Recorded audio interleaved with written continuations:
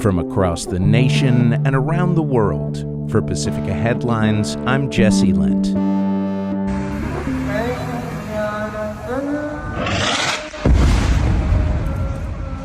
Israeli bombs exploded in Gaza yesterday in an amateur video verified by Al Jazeera. The news outlet reports that a Gaza City mosque near a displacement camp was destroyed in an airstrike. According to The Guardian, Israeli forces have continued near-daily military strikes across Gaza as the Sunni Islamist militant group Hamas refuses to disarm. According to Reuters, Hamas officials say Israel has expanded areas under its control in recent days by moving forward the Yellow Line, a military demarcation established under a U.S.-brokered ceasefire between Israel and Palestine reached back in October. The peace agreement called for a surge in humanitarian aid, governance by a civilian Palestinian administration, the disarmament of Hamas, the withdrawal of Israeli forces from Gaza, and the deployment of an international force to help maintain security. But progress has stalled. In Gaza City's Zaytun district, Palestinian resident Asim Dalla expressed his frustration to the news agency over the constantly shifting boundaries of the war as he loaded his possessions onto a truck flanked by concrete yellow blocks amidst the destroyed buildings marking the edge of Israel's expanding military zone. All of Gaza will become within the new borders of the occupation, which will include Gaza.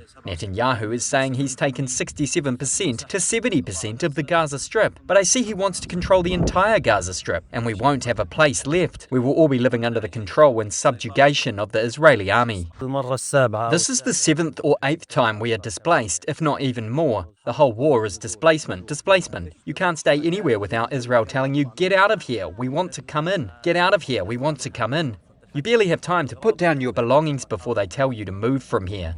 On Monday, UN Secretary General Antonio Guterres condemned Israel's plans to ramp up the development of settlements in the occupied West Bank, saying the settlements have, quote, no legal validity and constitute a flagrant violation of international law. On Friday, Israeli Prime Minister Benjamin Netanyahu announced that his government would be, quote, accelerating the legalization of farm outposts and establishment of new ones in the occupied West Bank. According to Al Jazeera, at least 8 Palestinians, including a child as well as 2 Israelis, have been killed since Thursday amid the violence in the occupied West Bank. Israeli settlers, often under the protection of Israeli forces, have burned or vandalized Palestinian civilian infrastructure, public spaces, and agricultural structures. At least 10 Palestinian families have been displaced. As of Saturday, Israeli forces or settlers have killed 77 Palestinians this year, including 18 children, while 3 Israelis were killed by Palestinians over the same period, according to Al Jazeera. A 4-day halt in U.S. strikes in the war in Iran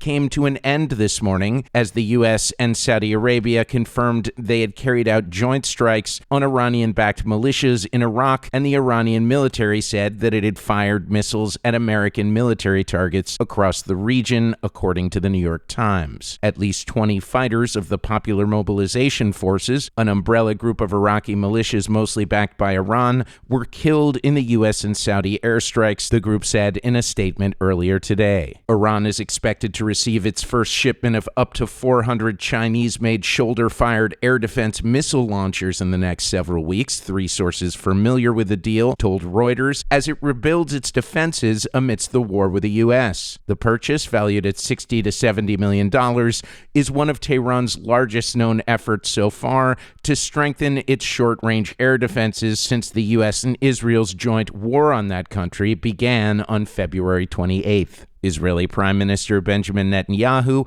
was in Washington, D.C. yesterday for Senator Lindsay Graham's funeral. He also met with President Donald Trump, who gave a eulogy at the memorial service for the late South Carolina senator. No matter how heated things got in Washington, virtually everyone, Republican or Democrat, liked Lindsay. Well, not everybody, but it sounds good. Not everybody. He was a tough cookie, okay? I have to veer from this for a second. He was a tough cookie, darling, but he was beautiful.